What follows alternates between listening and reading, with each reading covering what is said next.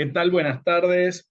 Bueno, hoy vamos a intentar terminar eh, el tema de efecto fotoeléctrico que habíamos comenzado, donde habíamos mostrado todos los experimentos que se hicieron hasta alrededor del año 1902 y las conclusiones que sacó Philip Lenard, que fue el que más insistió en este tipo de efecto y en tratar de explicarlo. Vamos a hacer una revisión de lo que dijimos en lo último que dijimos la clase pasada y vamos a tratar de introducir la teoría de Einstein y cómo llegó Einstein a tratar de dar explicación usando la cuantificación ya dada por Planck e introducida por Bohr también en los niveles, en las órbitas atómicas, y vamos a tratar de ver cómo lo trató de hacer en este caso Einstein y cómo introdujo eh, la idea del cuanto. En este caso vamos a hablar del cuanto de luz,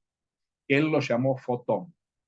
Entonces, sin más dilación, vamos a empezar. Voy a poner la pizarra y voy a poner el simulador experimental para repasar los últimos gráficos.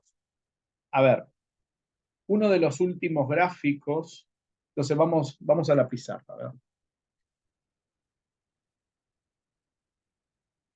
Muy bien.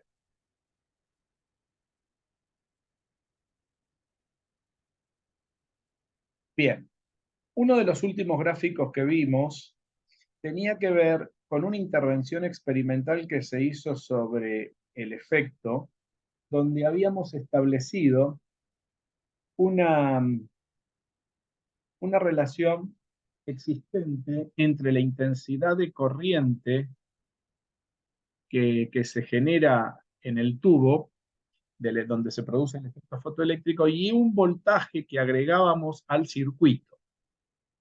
Esa intensidad de corriente, si la poníamos a favor del...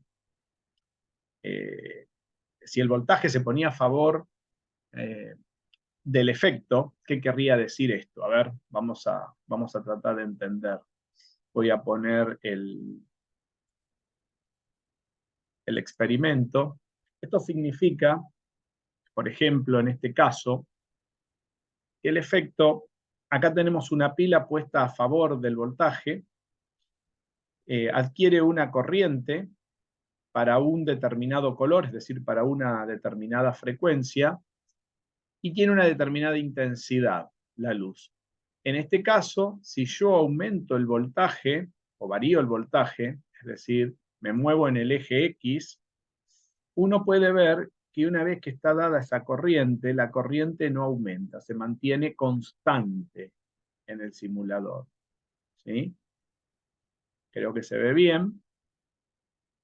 Entonces, para un determinado voltaje, perdón, para un determinado color, para una determinada frecuencia, se puede ver muy bien que la corriente se mantiene constante. Siempre que pongamos esa diferencia de potencial a favor. Es como que ayudamos a los fotoelectrones a moverse y cerrar el circuito.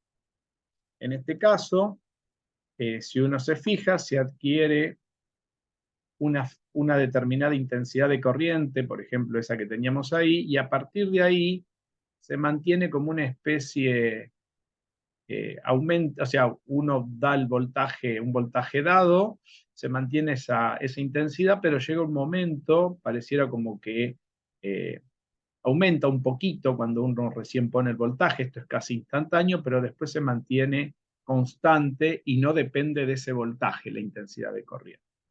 Si volvemos de nuevo al simulador,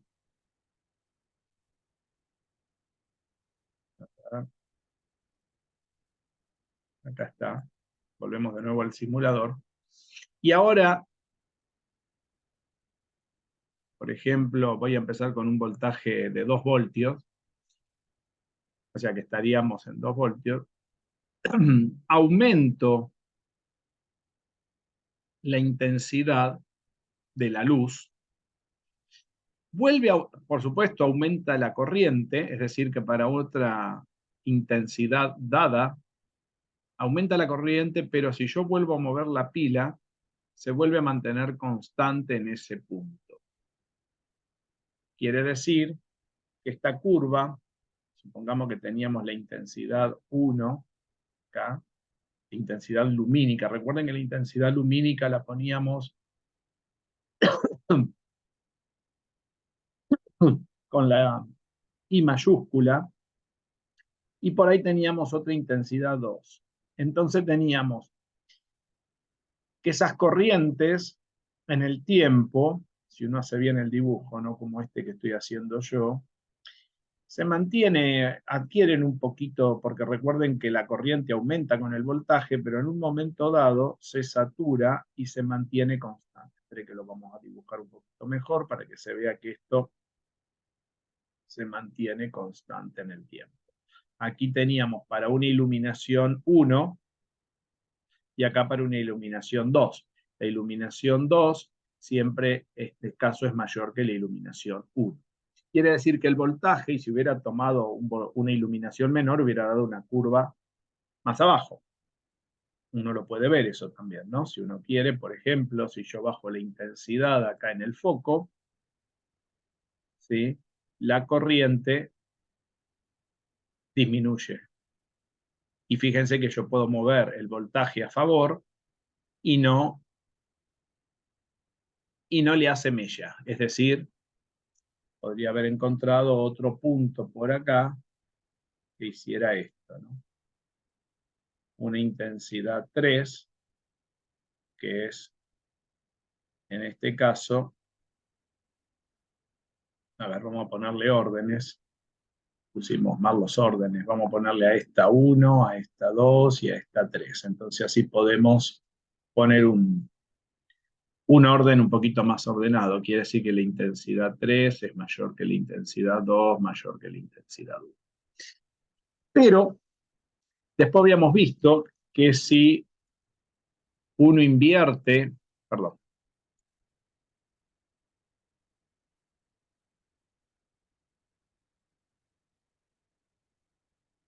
si uno invierte, por ejemplo, el potencial y lo convierte en un potencial para frenar los fotoelectrones, ¿sí? En algún momento se van a frenar y todos los fotoelectrones se van a frenar recorriendo una trayectoria, que ahora les vamos a ver, hasta un punto dado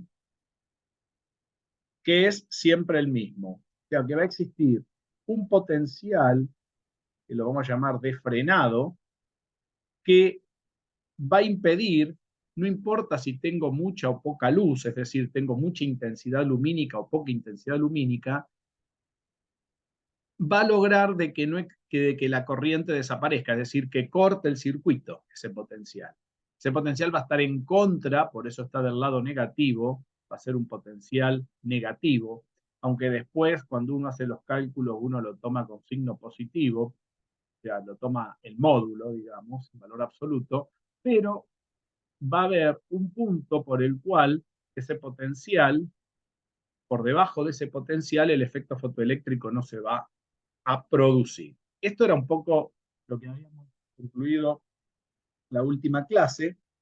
Entonces, clásicamente habíamos establecido lo siguiente, que para ese potencial de frenado habíamos establecido la diferencia de potencial entre los extremos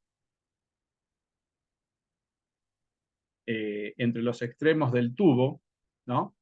Entre estos dos extremos, y había sucedido lo siguiente. Si uno tiene, por ejemplo, a ver, que la diferencia de potencial de frenado va a venir dado por un trabajo que tiene que hacer, en este caso, un trabajo opuesto al movimiento de los electrones, es decir, sería un trabajo de frenado, sería un trabajo eléctrico, y eso va a venir dado por la carga del electrón que es negativa, ¿no? Ese potencial de frenado, perdón, acá no es igual, sino el potencial de frenado viene dado por ese trabajo de frenado y se puede calcular fácilmente siguiendo las leyes de la electrostática, donde esto va a venir dado por la carga del electrón negativa por la diferencia de potencial de frenado, donde esta diferencia de potencial tendría que ser negativa, ¿no? Por donde se ubica el punto en el eje X, porque es un potencial que si uno lo mira, por ejemplo, hagamos un esquema del tubo, acá teníamos las cargas negativas, acá las positivas, y acá los electrones negativos. Esta diferencia de potencial quiere decir que si tengo un potencial de frenado, estoy frenando estos fotoelectrones y no lo estoy ayudando a recorrer la trayectoria dentro del tubo, sino, por ejemplo, un potencial común a favor sería que este potencial sea menor y este potencial sea mayor. Este sería una diferencia de potencial entre la la flecha chica y la flecha grande, esto sería positivo. Pero si yo quiero un potencial de frenado, este sería la diferencia de potencial que ayuda a los electrones a moverse. Pero yo quiero un potencial de frenado, lo que tengo que hacer es poner un potencial menor aquí y un potencial mayor acá. Por lo tanto, aquí, para este otro caso, la diferencia de potencial estaría dada así. Final contra inicial, y esto sería negativo, porque esto es más grande. Recordemos que cuando uno calcula la diferencia de potencial, ¿sí? La diferencia de potencial, ¿a qué es igual? A potencial final menos el potencial inicial. Si el potencial final es más grande que el potencial inicial, es positivo. Si el potencial final es menor que el potencial inicial, es negativo. Entonces, esta diferencia de potencial de frenado sería negativa. Bueno, el tema es que este término, que el otro día no le aclaré muy bien esto, que es la diferencia de potencial de frenado, normalmente para los cálculos se lo toma en valor absoluto y tampoco se le llama diferencia de potencial, sino se lo llama potencial de frenado a seca. Quiere decir que este punto se lo pone como una diferencia de potencial que en realidad no es un potencial fijo, sino es una diferencia de potencial, como se puede ver, ¿sí? Estamos especificando un poquito más, ¿no? Lo que faltaba, y se lo escribe de esta manera. Por lo tanto, si lo reemplazamos en la ecuación de arriba, el trabajo de frenado, que habíamos dicho, el trabajo de frenado viene dado por la carga del electrón, que es negativo, por ese potencial de frenado a secas. Y por lo tanto, eso sería por un lado. Esta sería una de las ecuaciones que teníamos el otro día. Pero por otro lado, habíamos dicho que la energía de los electrones, la energía cinética de los electrones, tenía dada la diferencia de energía cinética entre que salió en este lado del cátodo y llegó a este lado del ánodo cuando se cierra el circuito, es la energía cinética inicial, perdón, final, menos la energía cinética inicial del electrón.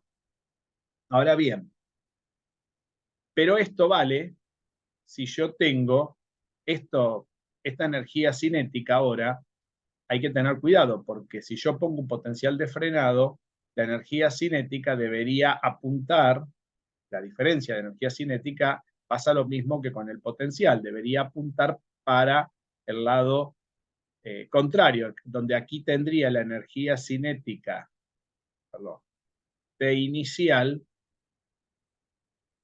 y aquí tendría T final. Pero si yo quiero, del electrón, ¿no? Si yo quiero que la T final, o sea, que el electrón no se mueva, quiere decir que acá tengo una energía cinética inicial, ¿sí? Uno podría plantearlo así. En realidad, a mí me gusta plantearlo de otra manera, sino seguir el mismo orden. Si yo tengo una diferencia de energía cinética y yo tengo la energía cinética inicial con la que sale el electrón y la energía cinética del electrón final la tengo acá, quiere decir que esta energía cinética del electrón, si yo no quiero que llegue ahí por el potencial de frenado que le puse, trato de que esto sea cero, porque lo que intento es que la velocidad del electrón final sea cero, porque recordemos que la energía cinética depende de la velocidad del electrón.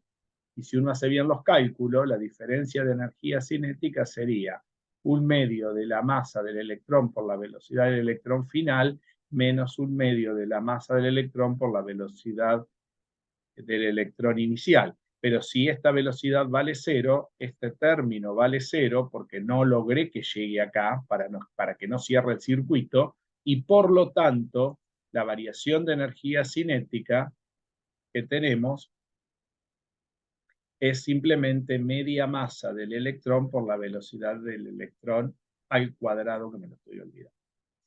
Muy bien. Por lo tanto, con estas dos ecuaciones, ese trabajo de frenado que tengo que hacer tiene que impedir que se mueva, y por lo tanto no moverse implicaría esto. Quiere decir que este trabajo tiene que ser lo mismo que esta energía cinética. Conclusión, y acá podemos sacar que fue lo que hicimos el otro día, que la carga del electrón por el potencial de frenado tiene que impedir ese movimiento, ¿no? Por lo tanto, puedo simplificar los signos menos y me queda que el potencial de frenado es simplemente la masa del electrón por la velocidad inicial del electrón, la velocidad con la que salió el electrón, dividido 2 veces la carga del electrón. Y fíjense que este potencial de frenado en estos términos, como usé el valor negativo, lo puse en módulo, perdón, el valor positivo que lo puse en módulo, ese potencial quedó positivo. Pero recordemos que el signo que tiene todo esto es negativo. ¿Por qué? Porque el potencial es negativo, no porque la masa del electrón es negativo, el 2 es negativo, sino simplemente porque este elemento es negativo. Pero como lo estamos tomando en módulo y el signo del electrón ya lo simplificamos por cómo quedaron las ecuaciones, esto quedó como en términos positivos. Y fíjense que si lo hubiéramos arrastrado en términos negativos como debería haber sido, acá esto tendría que tener un signo menos y por lo tanto esto sería positivo, y cuando terminemos la cuenta quedaría todo este término negativo. Pero esa no es la forma con la cual se opera normalmente. Simplemente se hace el cálculo del módulo, como lo hemos planteado, y se considera el punto en el lugar de las x negativas. Este sería un poquito el resultado. Ahora, este resultado, que lo más importante en este cálculo que vamos a hacer, tiene consecuencias bastante complejas en el mundo de la física clásica, por el motivo de que si un electrón incide, a ver si ponemos de nuevo compartimos de nuevo experimento. Si un electrón incide sobre una placa, hay luz incidente sobre una placa que puede hacer saltar electrones, como en este caso, uno puede ver que para que esto suceda, estaría esperando, por ejemplo, que la intensidad de la luz sea relevante en la cantidad de corriente eléctrica.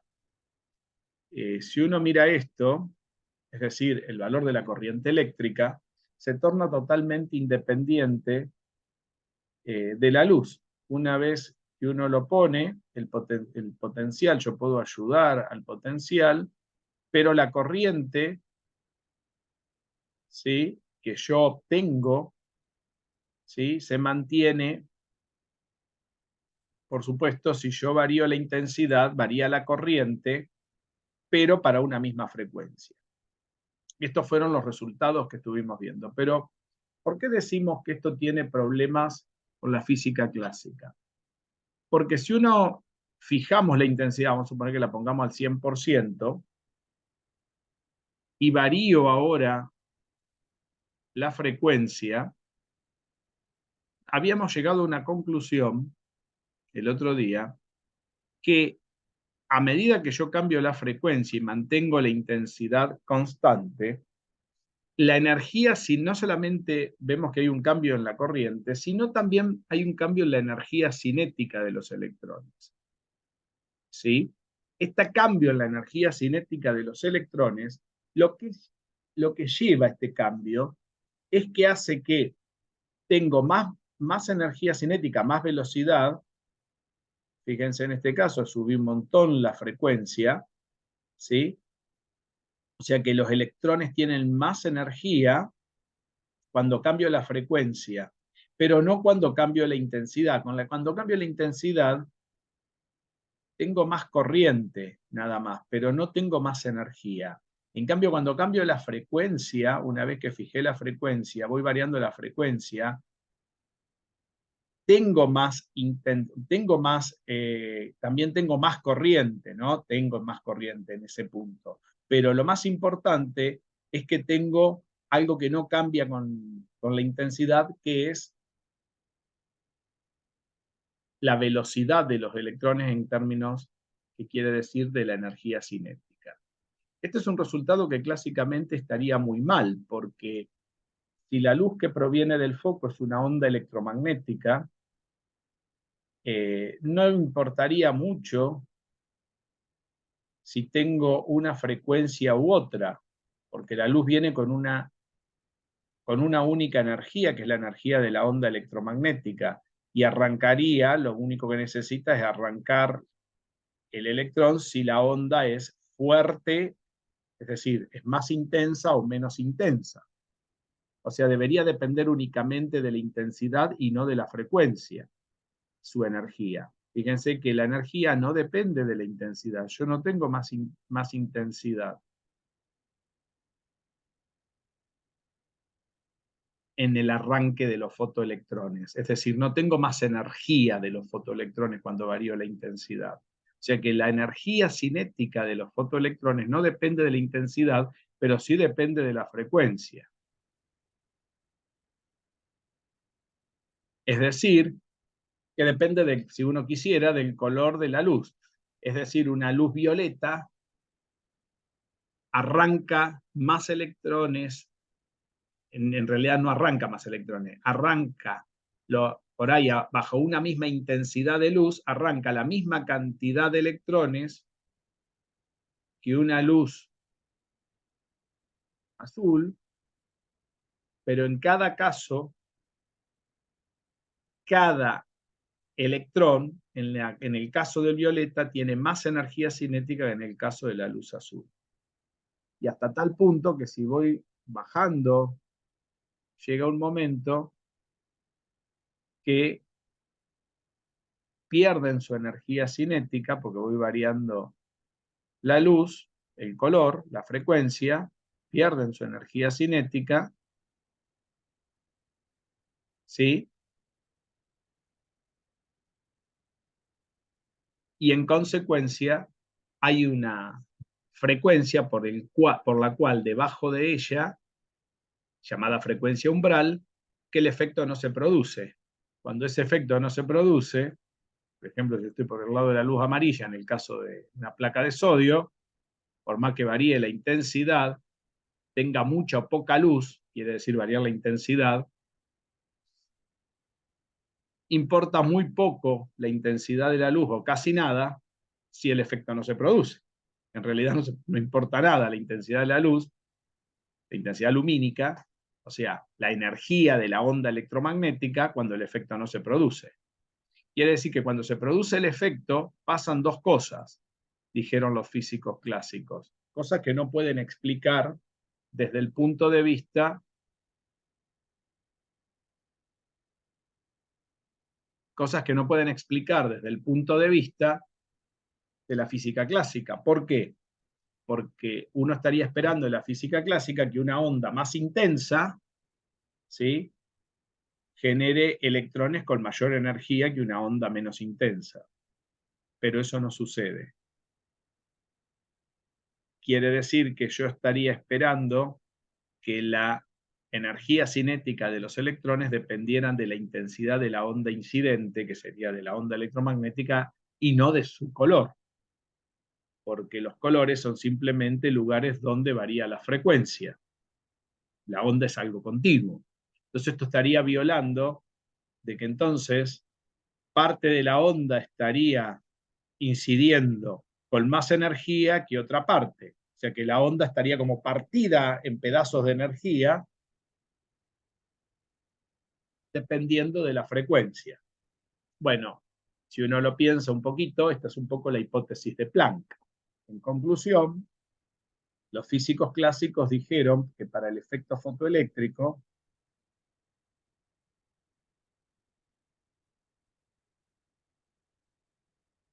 concluyeron lo siguiente, concluyeron qué cosa, que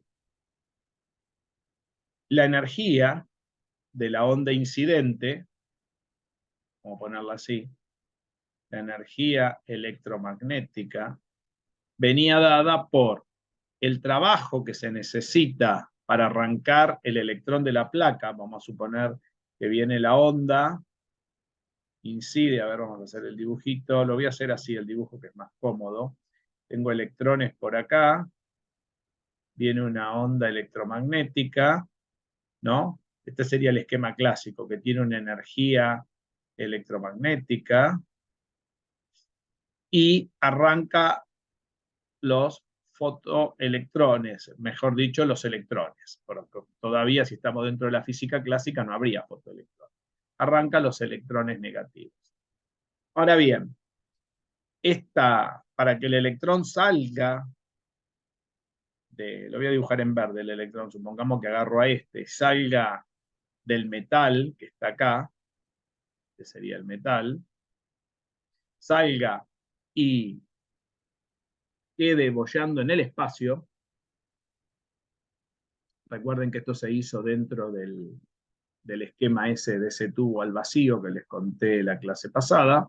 Para que ese electrón pase ese, tiene que vencer un trabajo que tiene que realizar, quiere decir que esa energía tiene que ser igual a ese trabajo, más la energía residual que le queda para moverse, que sería una energía cinética del electrón. Ese trabajo se llama trabajo de extracción, ¿sí? O también a veces se lo conoce a este trabajo como función trabajo, ¿sí? Que sería la energía de extracción del electrón. Ahora bien, esto, como dijimos, no tiene explicación clásica, porque la onda es algo continuo y viene con una única energía.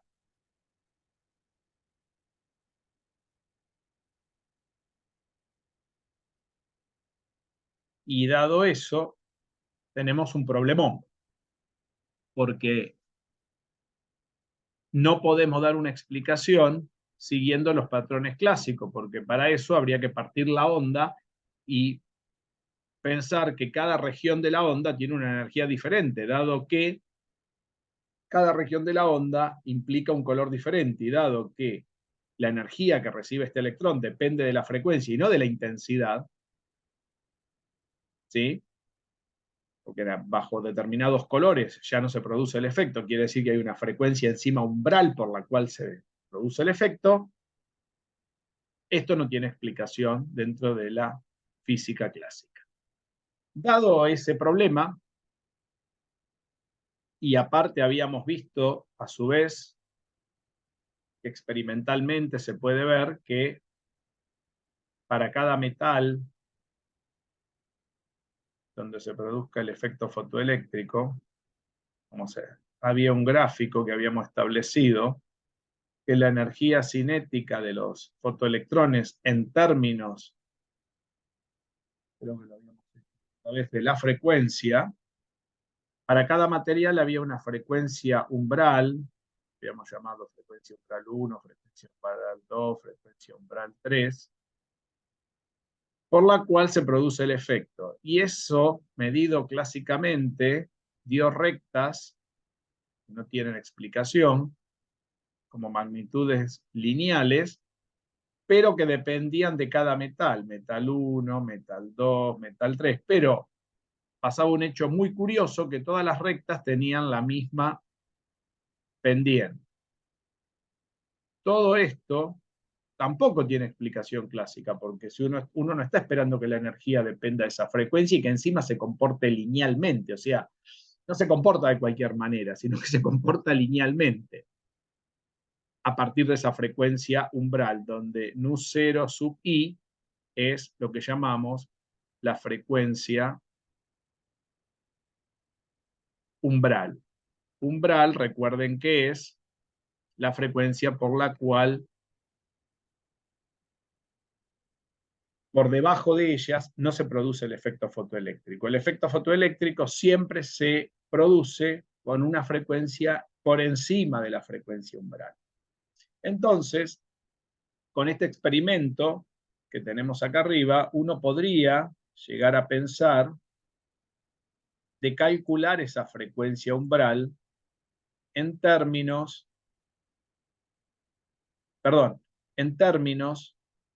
fíjense que esta frecuencia umbral no se podría calcular tan fácilmente, pero la energía cinética se puede calcular de los fotoelectrones en términos del potencial de frenado, que es una forma de medir la energía cinética de una. Pero fíjense que el potencial de frenado es la energía cinética, ¿sí?, que tenemos acá. Y uno lo puede calcular directamente como habíamos dicho, la carga del electrón por el potencial de frenado. O sea que la energía, o sea que esta gráfica uno la podría escribir en términos del potencial de frenado también. Daría los mismos dibujos. ¿Por qué? Porque la energía cinética es simplemente la carga del electrón por el potencial de freno. Sería una energía cinética en valor absoluto. Recuerden que esto se toma en valor absoluto también, si lo tomamos por independientemente, eso sería la energía cinética que se puede medir en términos del potencial de freno. Esto también lo habíamos visto en la última clase, pero todo esto son resultados clásicos. ¿Qué hizo Einstein? Vamos entonces a la teoría de Einstein del efecto fotoeléctrico.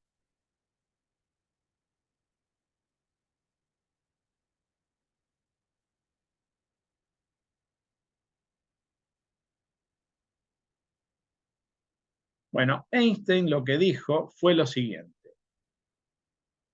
Cuando llega radiación electromagnética,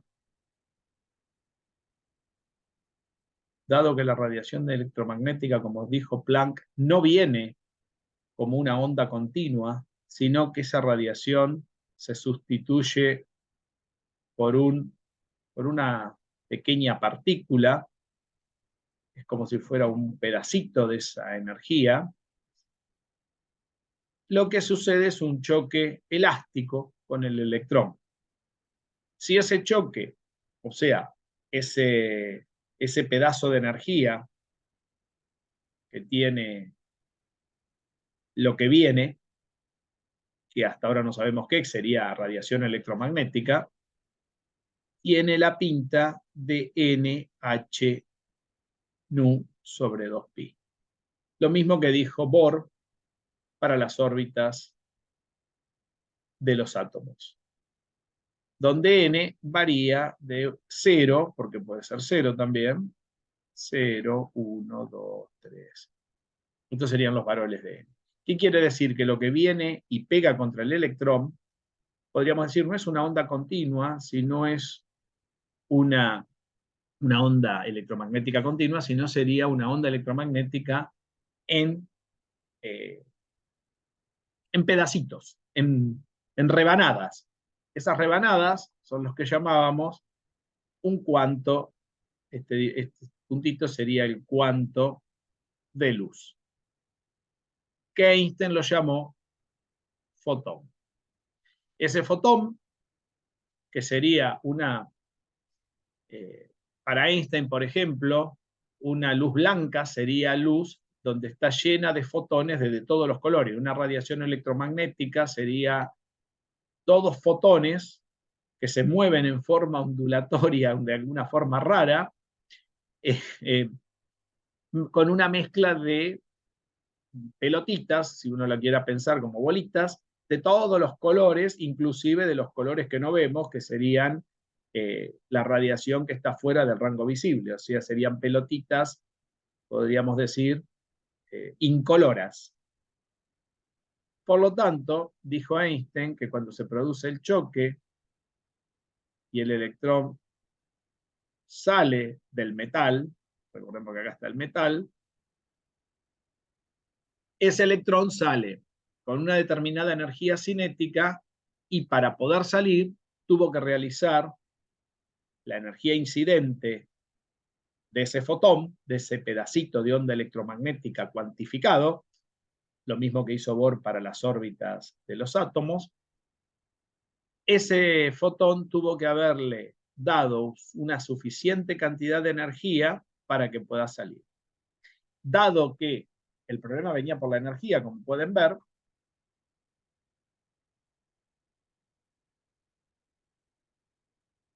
Einstein postuló lo siguiente. Él dijo que la energía electromagnética está cuantizada según la ecuación de Planck. O sea que la energía incidente, podríamos decir, que proviene del foco luminoso, ¿sí? O del foco que emite radiación electromagnética, viene de la forma NH2pi por la frecuencia. Muy bien. Vamos a tratar de usar esta fórmula y vamos a usar una convención que creo que en otros videos ya la dije, que h sobre 2pi, para no, como este factor siempre se repite muchas veces en la física cuántica, se le da el nombre de h bar. Por lo tanto, la energía incidente del fotón viene dada por n h barra por nu. En este caso, uno podría preguntarse quién es n. ¿Quién es este número? En los átomos venía dada por lo que estábamos cuantizando eran las órbitas estables de Bohr, pero acá uno podría pensar que n sería, dada una luz de un solo color, por ejemplo, serían todos los fotones, los pedacitos de fotones que inciden sobre el metal. Me van a decir, ¿por qué luz de un solo color? Porque recordemos que para que esto se suceda, por ejemplo, una luz amarilla no arrancaría. Estaría bueno escribir o hacer el dibujo de esto, habría que hacerlo para luz donde sí se produce el efecto. Por ejemplo, podríamos usar una luz azul, ¿no? Con una luz azul sí se produce el efecto. Entonces ahí tendríamos algo más coherente con la realidad en este pequeño gráfico. ¿Qué quiere decir? Que esta energía, este N, en esta situación, vendría dado por la cantidad, podríamos ponerlo así, por el cardinal del número de fotones. Es decir, por el número de todos esos pedacitos. Pero a nosotros nos va a interesar, vamos a hacer el análisis, con lo cual no se pierde generalidad tampoco, tomando uno solo. Si tomamos uno solo, o sea que al n lo hacemos igual a 1, tomamos un solo fotón con un solo electrón para hacer el análisis, ¿sí? Vamos a encontrar que la ecuación, o lo que dijo Einstein, entonces nos va a quedar de la siguiente manera.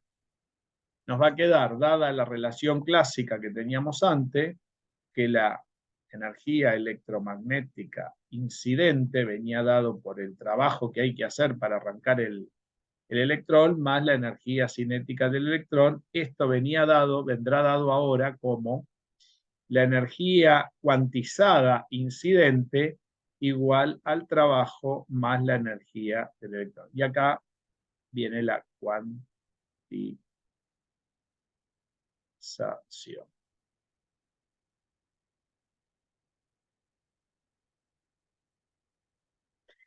Entonces, la nueva ecuación, si reemplazamos por los resultados de arriba, nos va a quedar que H barra por nu es simplemente el trabajo de extracción que tenemos. Si quieren pongámosle, a mí me gusta ponerle extracción, para saber qué es el trabajo de extracción, más la energía cinética del electrón.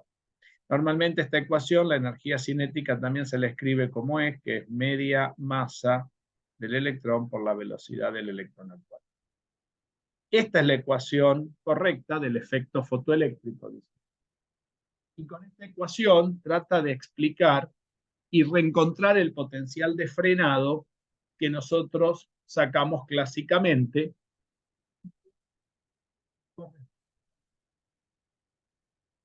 experimentales, pero ahora proviniendo de una ecuación que está cuantizada la energía de la luz incidente.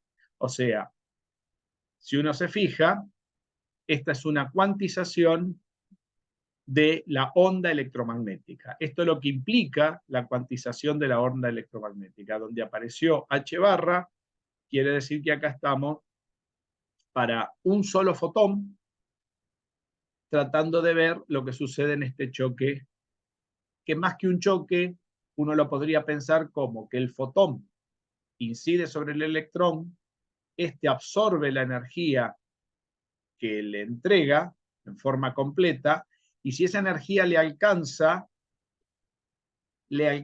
podría alcanzarle únicamente para salir del metal, y no solamente para salir del metal, sino que a su vez le queda una energía residual de movimiento, con lo cual se produce la corriente eléctrica que estamos viendo en el tubo del efecto fotoeléctrico.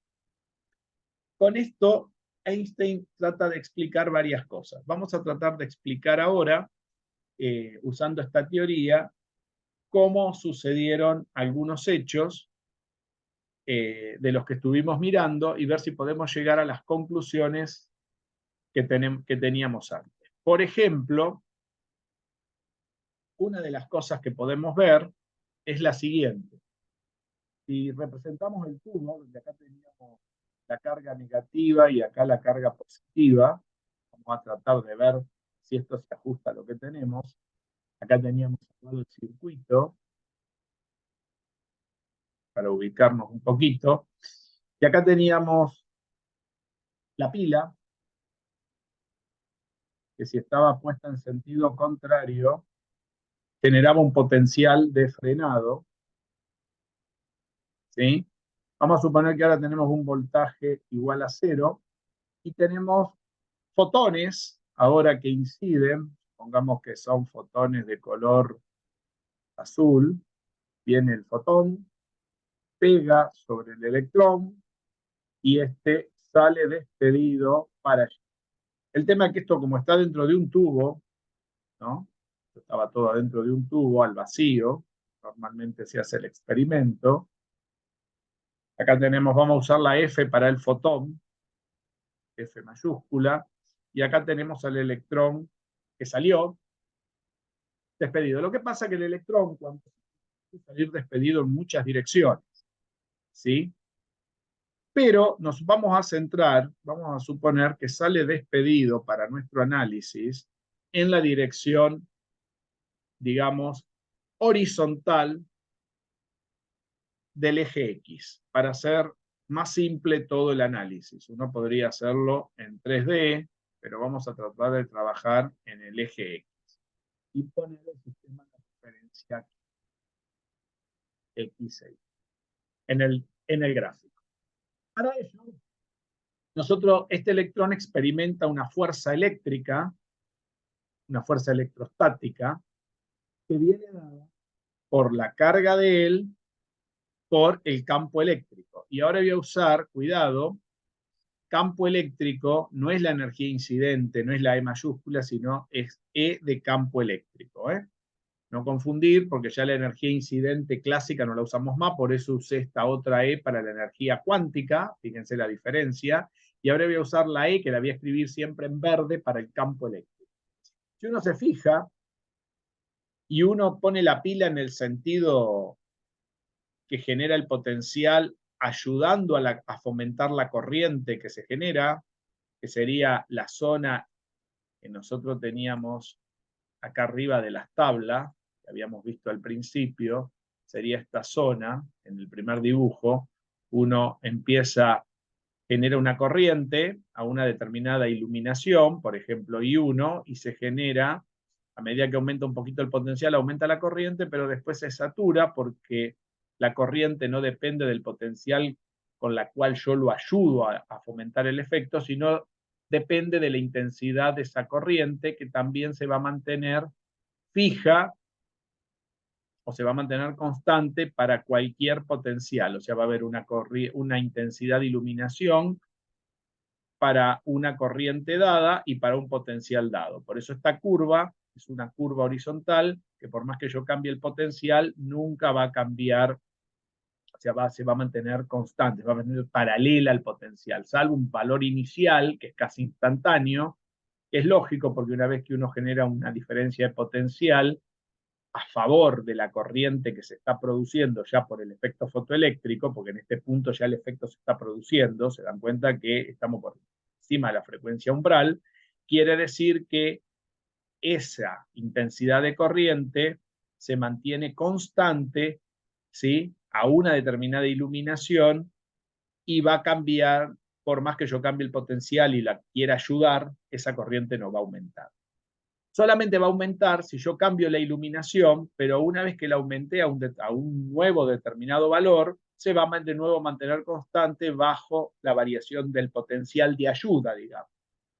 Y lo mismo va a pasar para I3. Se dan cuenta que voy a tener una nueva intensidad de iluminación que va a subir un poquito la corriente, ¿sí? Va a saltar a este punto, porque estoy tirando más. Recuerden que si yo mido la corriente en términos de la iluminación, varía linealmente, como habíamos visto uno de los primeros gráficos de la clase pasada, pero una vez que se saturó, por más que yo la quiero ayudar a aumentar esa corriente con el potencial poniendo la pila a favor, la corriente no va a cambiar, ¿sí? Porque estoy manteniendo la iluminación constante. Para que cambie, tengo que variar la iluminación. Pero eso no es lo interesante de acá, sino es lo interesante, es lo que sucede hacia atrás, que cada vez que yo ponga el potencial al revés, un potencial de frenado, lo que voy a hacer es que esa corriente empiece a disminuir, a tal punto que ese potencial, que cuando yo varío el potencial, ahí sí va a ir variando la corriente, pero lo interesante es que esa corriente va a dejar de existir bajo todos los puntos de iluminación que yo tenga. No importa si estaba con mucha luz o poca luz, va a dejar de existir siempre en el mismo punto. Va a cambiar el punto cuando yo cambie la frecuencia, pero no la cantidad de iluminación. Y esto es bastante interesante de lo que sucede. Por eso, Einstein, para explicar esto, trató de comprender qué sucede acá en el interior del tubo. Entonces, primero analizó qué sucede a favor. En el periodo donde yo estoy ayudando a la corriente, que por más que yo le ponga muchos fotoelectrones o pocos fotoelectrones, eso no depende de la cantidad. Y tampoco depende de con qué velocidad viene. Ahora vamos a mirar eso. La velocidad del fotoelectrón, porque si esto es un fotoelectrón, perdón, no se ve un fotoelectrón, un fotón, la velocidad del fotón, si es mayor o menor, es porque tiene más energía cinética, en este caso, o menos energía cinética. Entonces vamos a tratar de entenderlo. Si la fuerza esta ayuda, porque puse el potencial a favor, quiere decir que esta fuerza está ayudando en este sentido, la fuerza eléctrica. Porque en este caso no lo estoy frenando. Si lo estoy ayudando, la fuerza eléctrica tiene signo positivo. El electrón tiene signo negativo, pero para que esta cuenta tenga signo correcto, porque la fuerza es positiva, porque estamos midiendo el sistema de referencia, lo que vimos aquí, ¿ven? Para que esta fuerza esté correcta, el campo eléctrico tiene que tener signo negativo. ¿Qué significa que el campo eléctrico tenga signo negativo? Significa que el campo eléctrico tiene que apuntar para el otro lado. Es decir, el campo eléctrico, si yo tengo una fuerza eléctrica con la que sale el electrón, yo para frenarlo necesito un campo eléctrico negativo, porque el electrón tiene signo negativo, porque la fuerza positiva va para el lado de las X positivas, dado el sistema de referencia donde lo hemos puesto, donde está el electrón. Por lo tanto, nosotros sabemos que el campo eléctrico es siempre menos el gradiente de una función potencial. Pero si estamos sobre el eje positivo, esto será menos la derivada del potencial con respecto a X, porque esto sería, a ver, ¿cómo sería en 3D? En 3D sería menos la derivada de B respecto de X, la derivada de B respecto de Y, sería el gradiente de B, ¿no? Derivada de B respecto de Z. Pero como estamos en el eje X, que tengo el campo eléctrico en X, la fuerza en X, porque estoy trabajando en una dimensión, quiere decir que esto en el eje X, el campo eléctrico en la dirección X será menos la derivada del potencial respecto de X. Esta situación nos permite ver que este potencial, tenemos que ver qué tipo de potencial tenemos.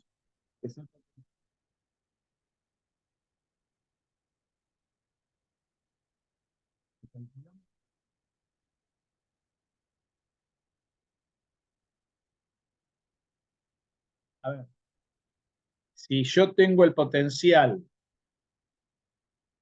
entre el punto a ver, le voy a poner el potencial, le voy a poner otro color para que lo puedan ver. Entre naranja, entre el punto A y el punto B, que sería entre las placas, ¿sí? Y tengo en el punto B, para que esto se frene, fíjense, el potencial, según la teoría clásica, seguimos poniendo en el punto B, que sería el punto mayor, ¿sí?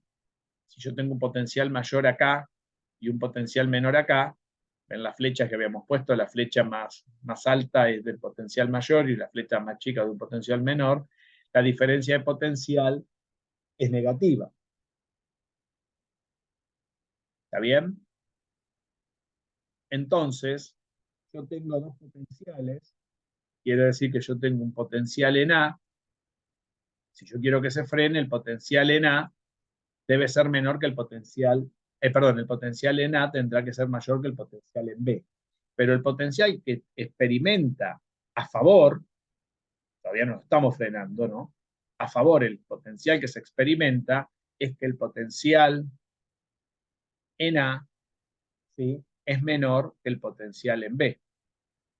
Y si uno mira cómo se mueve el potencial eléctrico se mueve, de acuerdo a la teoría de la electricidad, normalmente uno los puede experimentar en forma lineal. O sea, la diferencia de potencial es una magnitud lineal de la posición. ¿Qué quiere decir esto que es una magnitud lineal? Que si yo tengo, por ejemplo, el punto A acá y el punto B sobre el eje X, y quiero medir el potencial, el punto A, el potencial en A lo tengo acá, y el potencial en B lo tengo acá. Quiere decir que el potencial en A con respecto al potencial en B es menor. Esto es lo que sucede naturalmente. Y si yo lo ayudo, que no depende de la corriente en ese momento, tiene una relación lineal de esta naturaleza, el potencial. Esta sería la relación lineal del potencial electrostático. ¿Sí? Es como normalmente uno trabaja en electrostática, con potenciales lineales. Uno podría tomar un potencial que no sea lineal, pero normalmente uno trabaja con potenciales lineales y por lo tanto vamos a seguir con esta idea, por una cuestión de comodidad. No voy a explicar un poco de eso porque están en mis cursos de electrostática, si alguien quiere saber cómo se toman los potenciales y por qué se puede tomar esto en forma lineal. ¿Esto qué quiere decir? Que si yo quiero sacar el potencial como una función de x, tiene que seguir la ecuación de una recta, es decir, m por x más b. ¿Está bien? Donde m es simplemente la pendiente de la recta que viene dado por, recordemos que esto sería xa y esto sería xb, ¿no? ¿Cómo viene dada la pendiente de la recta? La pendiente de la recta viene dada por, tengo dos puntos, ¿no? Tengo que sacar la pendiente. La pendiente sería b sub b menos b sub a sobre x de b, ¿no? Menos x de a. Esa sería la pendiente de la recta. Y después, para sacar el valor de b, una vez que tengo la pendiente, recordemos que b es la ordenada al origen, pero como yo no sé cuál es este punto, que sería mi ordenada al origen, hay una manera muy práctica de sacarla, que es simplemente evaluando, ¿sí? Tomando como si uno tomara dos puntos, ¿no? Donde podría decir, bueno, para el valor de b, que es lo que me falta sacar de la recta, que es la ordenada al origen,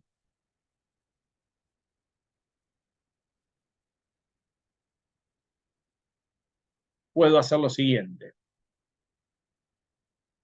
Lo que podemos hacer es decir, muy bien, para nuestro potencial lineal, que es el potencial, recuerden que es el potencial que uno está usando de la pila y que no depende de la intensidad de corriente, no depende de ese potencial, porque voy moviendo el potencial, la diferencia de potencial va aumentando, ustedes se fijaron en el experimento y no cambia.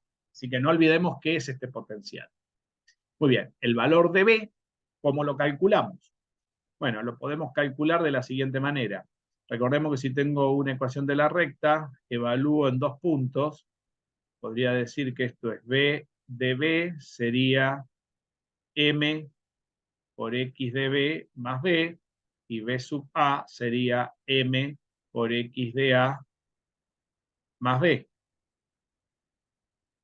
¿no? O sea, evaluar en los dos puntos que tengo los dos valores de potencial y esto. Y me queda un sistema de dos ecuaciones con dos incógnitas. Pero tengo un tema. Puedo reemplazar por cualquiera de los dos y si ustedes se fijan ya tengo la M. Si tengo la M, puedo sacar el, otro, el valor de B. Por ejemplo, B sub B tendrá que ser igual a B sub B menos B sub A sobre XB menos XA más, por XB, ¿no? Más B.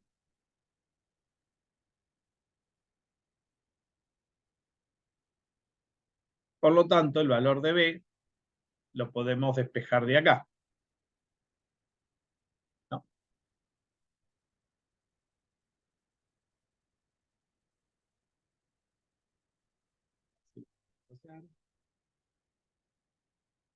Quiere decir que el valor de B lo podemos despejar de acá. Y después reemplazar con este, podemos sacar lo mismo por el valor de A. A ver cómo lo podemos hacer. El valor de B, podemos decir que B sub B sobre XB es igual, ¿no? El valor de B, esto lo puedo, perdón, lo puedo pasar restando acá, estoy diciendo macana. Quiere decir que B sub B menos B sub B menos B sub A sobre XB menos XA por XB. Y esto es el valor de B. Ahí tengo el valor de B. Esto lo puedo reemplazar en la fórmula y ya tengo la ecuación de la recta. Quiere decir que mi recta, mi potencial en B, potencial genérico de X, ¿no? Va a tener la pinta de la pendiente, que sería B sub B menos B sub A sobre XB menos XA por X más toda esta verdura. Puedo ponerlo todo en un corchete. B sub B menos B sub B menos B sub A sobre XB menos XA por XB. Si ustedes se dan cuenta, este término es un número, porque son todos valores evaluados, la única variable está acá. ¿Y cómo? La fuerza.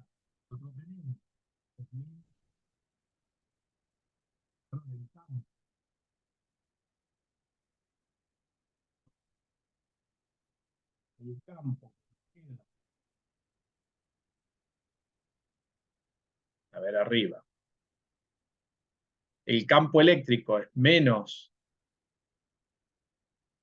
¿sí? El campo era menos el gradiente del potencial, es decir, que el campo es menos la derivada del potencial respecto de X. Entonces, imagínense que tendríamos una de estas cosas para X, para Y, para Z si hubiéramos trabajado en 3D, pero no lo estamos haciendo, por lo tanto, voy a poner acá una división que se vea bien, que sea una división, por lo tanto, como el campo es menos la derivada con respecto a X de potencial de si hacemos la cuenta, eso nos va a dar esto, la derivada de toda esta verde. El corchete da cero, pues es una constante, que quiere decir que da la pendiente de la recta negativa. Menos B sub B, menos B sub A, sobre XB menos XA. Entonces, podemos decir que el campo en la dirección X, poniendo la dirección, viene dado como menos B sub B menos B sub A sobre XB menos XA. Ahí tenemos un resultado que sería el valor del campo eléctrico, ¿sí?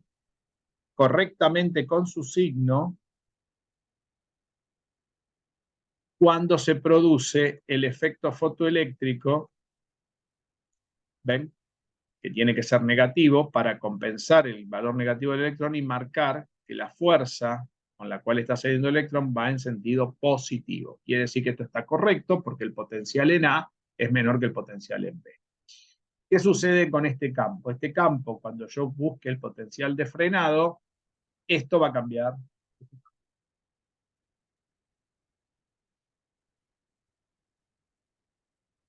Entender lo que quiere decir.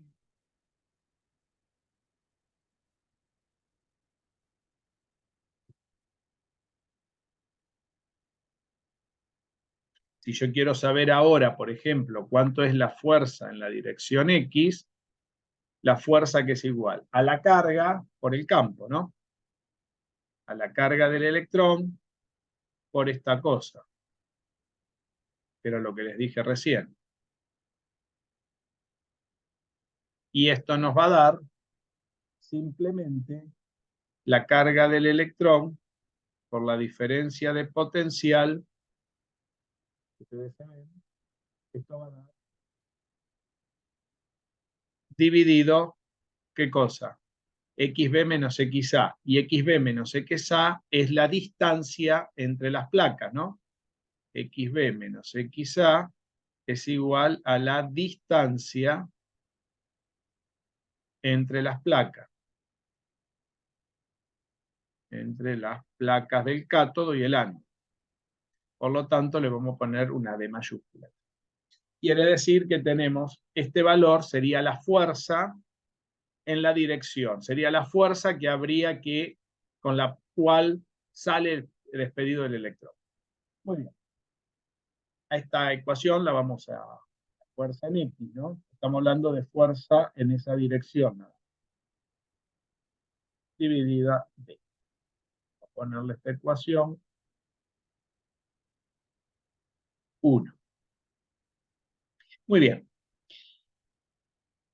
Hasta ahora no hemos dicho nada nuevo y no hemos aportado nada prácticamente cuántico, simplemente hemos tomado lo que sucede, entendiendo que esto sucede y no hemos aplicado ningún potencial de frenado, solamente hemos mirado lo que sucede directamente en el hecho, pero ahora nos vamos a centrar un poquito en la historia de lo que planteó Einstein.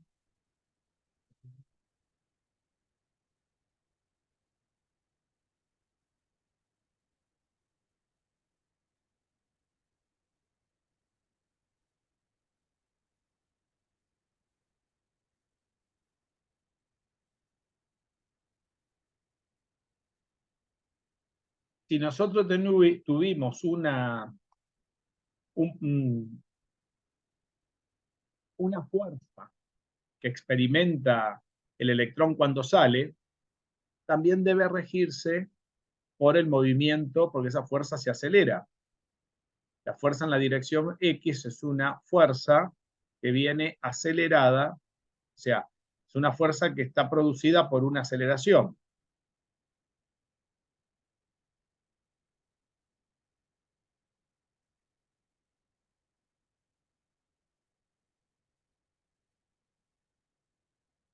¿Sí? Esa aceleración,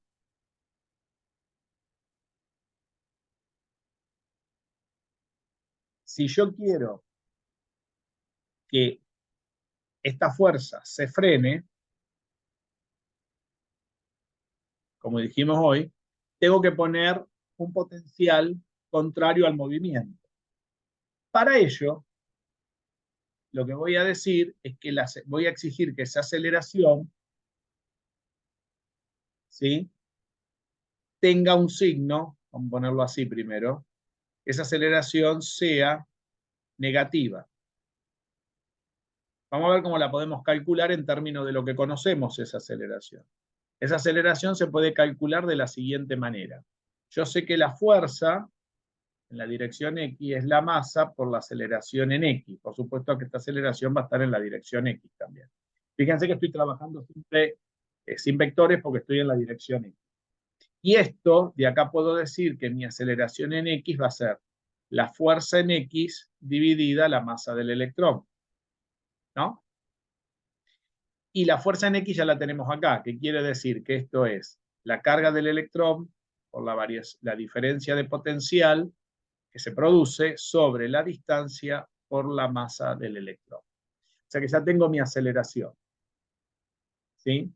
Esa aceleración debe seguir un movimiento uniformemente acelerado, una vez que recorre en línea recta, un MRUA. Pero, en realidad, si yo quiero que esto se frene, a esto le voy a tener que poner signo negativo. El signo negativo me indica una desaceleración.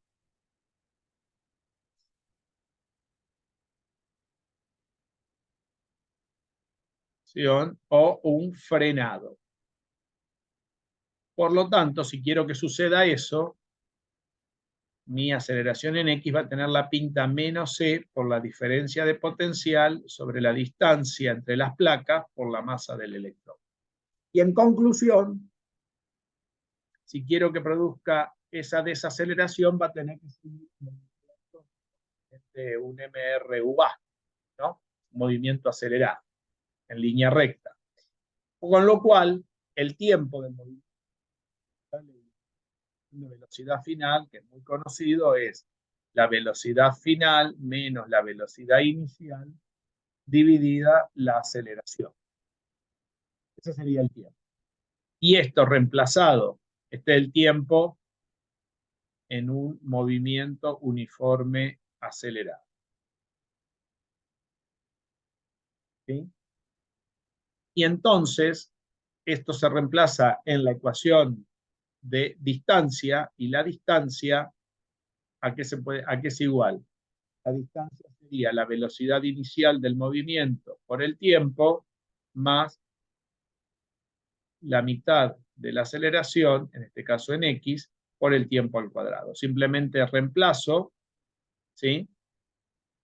Donde tengo aceleración pongo esto, y donde tengo tiempo pongo esto, y me queda que la distancia es simplemente la velocidad inicial.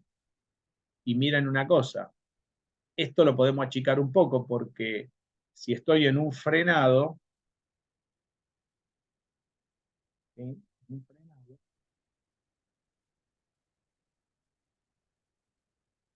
La velocidad final, otra condición que tiene el movimiento de frenado, vale 0. Quiere decir que este lo podemos simplificar y me va a quedar mucho más cómodo reemplazar el tiempo. ¿Sí? Quiere decir que me va a quedar, reemplazo el tiempo acá, me va a quedar V inicial por menos V inicial por tiempo, dividido A, o sea, me va a quedar B inicial al cuadrado dividido A, vamos a ir poniéndolo porque ya son cuentas muy sencillas, más un medio de la aceleración es toda esta verdura, E por delta B sobre D por ME, por el tiempo al cuadrado. Y el tiempo al cuadrado sería B inicial al cuadrado dividido la aceleración.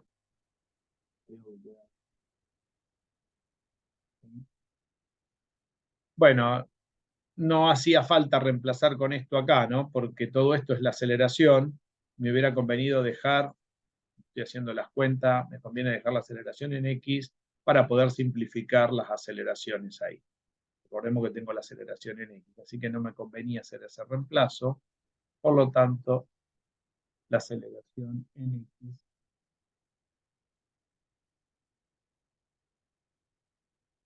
al cuadrado, porque queda toda la aceleración al cuadrado. Entonces, este cuadrado lo simplifico con este, y acá me falta un 2.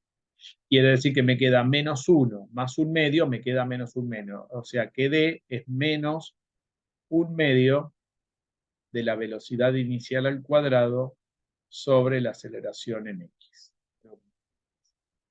Y como la aceleración es todo esto, ahora sí me conviene reemplazar, me va a quedar, ¿sí? La aceleración es todo esto, me va a quedar menos un medio de la velocidad inicial al cuadrado, y lo que está arriba lo meto abajo por la diferencia de potencial, y lo que está abajo lo pongo arriba por D por la masa del electrón. Entonces, de esta última ecuación, puedo ver que reencuentro, haciendo todo este análisis, que D es igual a menos un medio de la velocidad inicial al cuadrado sobre 2 veces E por delta B por D por la masa. Acá simplifico, me da 1, y paso todo esto a ver que me conviene pasar multiplicando. Acá me sobra un 2, puse un 2 de más, me parece. Sí, sí, acá había puesto un 2 de más. Entonces, me queda, si despejo la diferencia de potencial, acá me está faltando algo, me parece. No, está bien. La diferencia de potencial me estaría dando algo así como,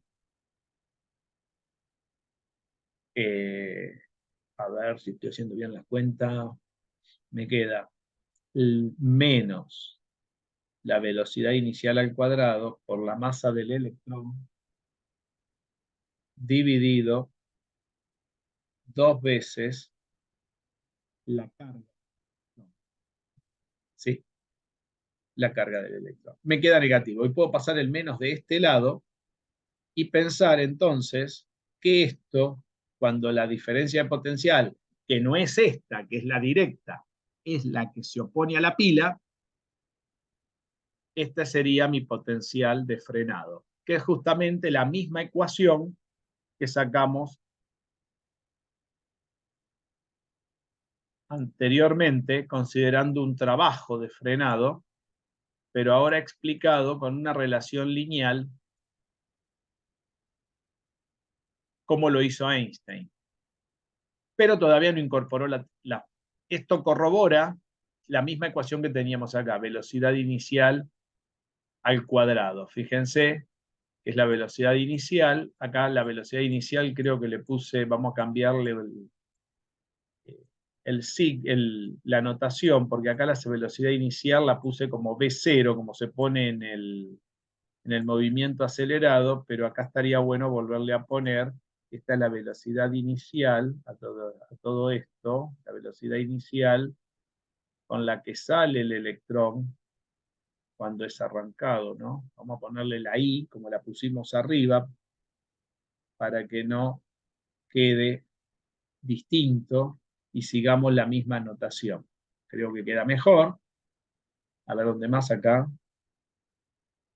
Aquí, nada más. Creo que ahí ya está. Ahí lo tenemos. Muy bien. Con esta segunda ecuación, volvimos a reencontrar la ecuación del potencial de frenado, una forma más elaborada, como lo hizo Einstein. Este sería todo el trabajo de Einstein. Fíjense que él no trabajó con una pila opuesta, uno podría decir, sino que pensó, dado el potencial directo, como esto da negativo, eso tiene que ser un potencial de frenado, ¿sí? Que me impida a mí moverme, porque estoy frenándolo, estoy poniendo las condiciones de frenado, de entrada, en el movimiento acelerado. Esta es otra manera de mirarlo, que es como lo hizo Einstein. ¿Sí? Habló de aceleraciones, cosa que no hicimos antes. Hablamos directamente de trabajo, nosotros lo hicimos a través de considerar un trabajo de frenado por la batería en forma opuesta. Muy bien, fíjense que él trabajó muy teóricamente con esto. Bueno, con esto, con las dos ecuaciones que tenemos, que el potencial de frenado, que lo tomamos siempre en módulo, acá también se toma en módulo, ¿no? Este potencial de frenado es el que impide que salgan los fotoelectrones, tiene la pinta de la masa del electrón por la velocidad inicial al cuadrado dividido 2 veces la carga del electrón, y después habíamos sacado, por otro lado, esta la ecuación le vamos a poner 2, antiguamente habíamos sacado otra ecuación, que es, a ver si la tenemos por acá, que le habíamos puesto 1, que es simplemente la fuerza, que es la carga del electrón por la diferencia de potencial dividida la distancia. Bueno, pero creo que con esta ecuación 2 y con esa 1, Einstein retomó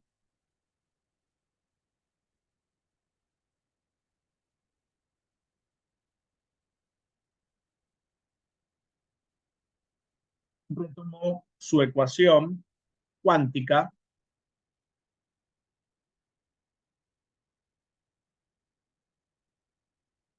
ecuación de la luz cuantizada, que decía que H barra por nu es el trabajo de extracción multiplicado por la energía cinética del electrón, que decía que esto es media masa del electrón por la velocidad del electrón al cuadrado. Con respecto a esto, sacó algunas conclusiones. La primera, que si, dado que existía, para que esto se produzca, debe existir, dijo Einstein, debe existir una frecuencia, que es lo que él vio, siempre mayor que una frecuencia umbral, una frecuencia nu0, que es lo que anotamos arriba. Ahora bien, recuerden que él postuló que la luz viene cuantizada. Ese es el único postulado que incorporó acá en esta teoría. Y por lo tanto, él dijo que pueden pasar tres cosas, de acuerdo a lo que él calculó. Puede pasar, acá me faltó velocidad inicial del electrón, ¿no? También estamos hablando de la velocidad del electrón. Esta no, esta es la velocidad con la que el electrón se mueve. Esta es la velocidad del electrón de frenado, la velocidad inicial con la que sale. Muy bien. Entonces, Einstein postuló tres cosas. Postuló que pueden pasar tres cosas. Esto es lo que debe pasar, que nu sea mayor que nu0, es cuando el efecto se produce. Esto es cuando el efecto se produce.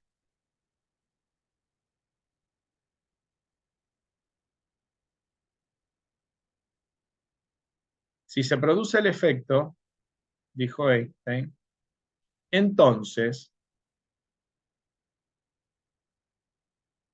hay que entender algo. Nosotros sabemos, por la ecuación esta,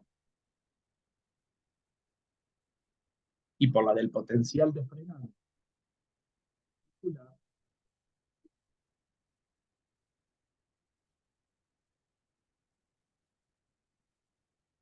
si ustedes se fijan,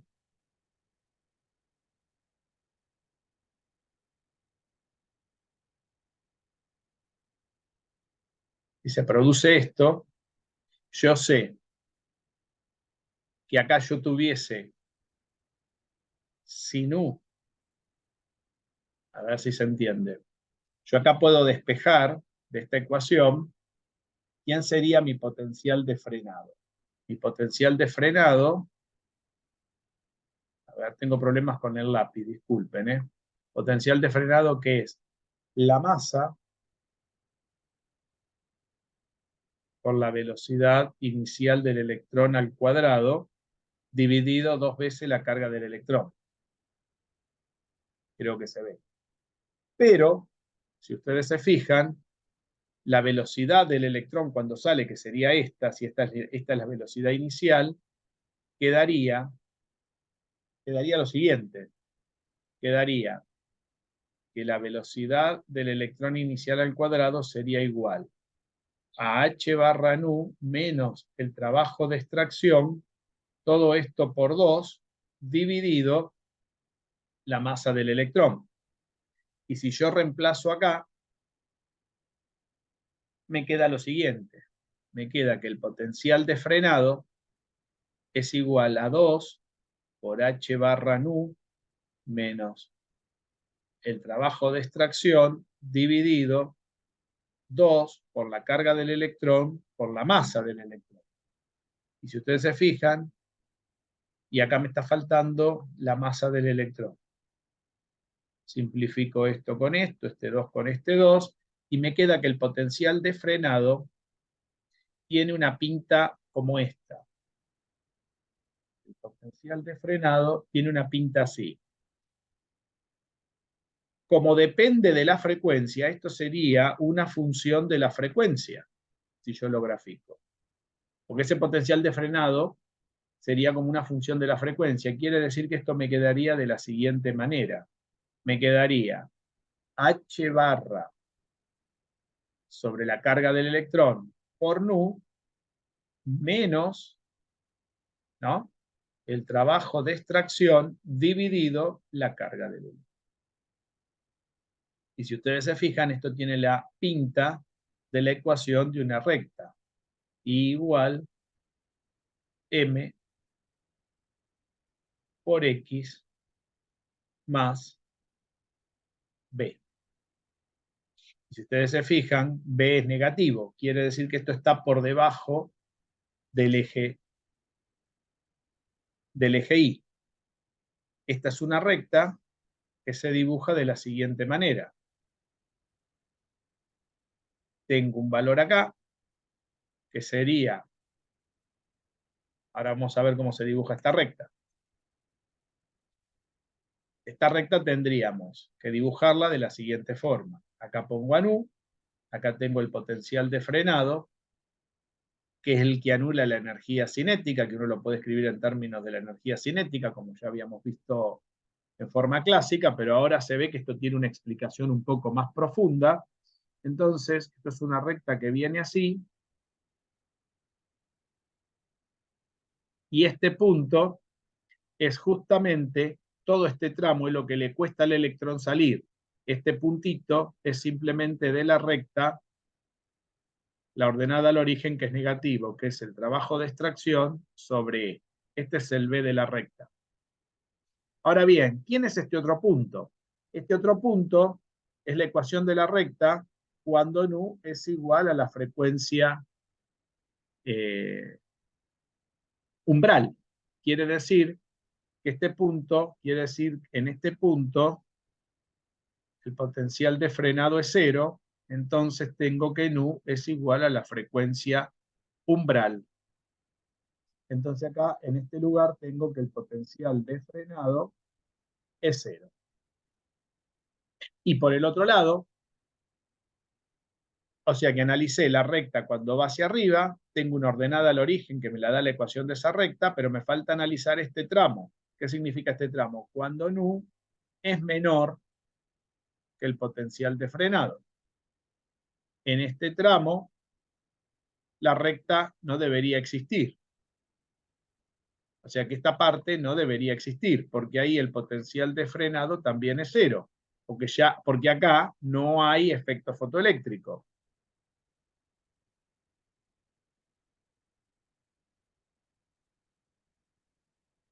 Por lo tanto, este punto indica el trabajo de extracción, pero no me permite saber nada, porque cuando nu está por acá abajo, el efecto fotoeléctrico no se produce. Esto no existe. El efecto fotoeléctrico se empieza a producir de este punto hacia arriba, ni siquiera en ese punto, ¿sí? Quiere decir que este punto lo voy a poner en amarillo para saber que en este punto el potencial de frenado es 0 y no tengo efecto fotoeléctrico. Solamente tengo efecto fotoeléctrico para estos valores. Por lo tanto, esta gráfica es mentirosa. Einstein, entonces esto lo llevó a Einstein a dibujar la verdadera gráfica del efecto fotoeléctrico. Si uno mira las tres conclusiones. La verdadera gráfica del efecto fotoeléctrico sería una cosa así, según Einstein. Si yo dibujo correctamente, de acuerdo a su estructura cuántica, fíjense que esa estructura cuántica permite entender la relación lineal, yo tengo una frecuencia umbral, esto es para un material nada más, por supuesto si hay otro material esto cambia, tengo una recta que no existe, por eso la dibujo con líneas de punto, donde tengo una ordenada al origen, que es el trabajo de extracción dividida la carga del electrón, de esa recta. Tengo una parte de la recta que existe, que es donde tengo que nu es mayor que nu 0, acá tengo que nu es menor que nu 0, y como por ejemplo acá no se produce efecto fotoeléctrico, la recta no puede seguir hacia abajo, tiene que valer 0 en toda región, inclusive en ese punto, y por lo tanto subir. Esta sería la verdadera gráfica que estaría mostrando la relación entre nu y el potencial de frenado, que es lo mismo que mirar la relación entre nu y la energía cinética que frenó ese potencial. Recuerden que ese potencial frena la energía cinética de los electrones. Tenemos un valor establecido para ese nu. La pregunta es, ¿cómo se calcula ese nu entonces? Que me está faltando. Y bueno, si uno va a la ecuación de la recta, ese nu se calcula cuando el potencial de frenado, cuando es 0, y hay un valor nu 0, y este término, si ustedes se dan cuenta, ese nu se calcula de la siguiente manera. Nosotros sabemos que en el caso de nu igual a nu 0, tenemos la siguiente conclusión. Si ustedes se fijan, arriba teníamos, a ver si lo encuentro por acá, ya tenemos muchas cuentas y se me puso pesada la máquina. Teníamos la ecuación del efecto fotoeléctrico cuantizada, quiere decir que cuando tengo un nu 0 no tengo energía cinética, porque en ese punto la energía cinética se trabó por el potencial de frenado. Quiere decir que si la energía cinética trabó el potencial de frenado, quiere decir que si yo tenía que H barra por nu es igual al trabajo de extracción más un medio de la masa, bueno, pongamos la energía cinética del electrón, si yo pongo esto, pongo el nu 0, quiere decir que esta energía cinética en ese punto se frenó. Cuando yo pongo nu 0 acá, acá el potencial de frenado anula la energía cinética, porque el potencial de frenado, ¿sí?, en nu 0 ya vale 0 y anuló toda esa energía cinética. ¿Qué quiere decir? Que lo único que me quedó es que la cuantización es igual al trabajo de extracción. Entonces, yo quiero saber cuánto es Nu0, simplemente calculo el potencial de extracción y lo divido por la constante de flux. De esa manera, saber muy bien cómo calcular el valor de Nu0, que lo podemos poner acá, que es el trabajo de extracción dividida la constante de flux. Y ahí tendríamos la verdadera curva. Piensen que esto para otro material habría otra recta, iría 0 hasta esa recta, tendría una nueva frecuencia umbral y un nuevo potencial de frenado, ¿no? Y va a ser lineal, y esto explica la relación lineal. Bueno, con esto podríamos cerrar la clase. Creo que se hizo un poco larga, pensaba que la iba a hacer más corta, pero bueno, se alargó bastante. Y con esto queda cerrado lo del efecto fotoeléctrico, y con esto queda explicado muy bien por qué esa relación es lineal. Y aparte hemos dado una explicación más acabada de cómo está planteado el efecto y por qué tenemos esas curvas. Así que bueno, cualquier consulta ya la vamos a hacer en la próxima clase ya sincrónica, y nos estamos viendo. Que tengan buenas tardes. Hasta luego.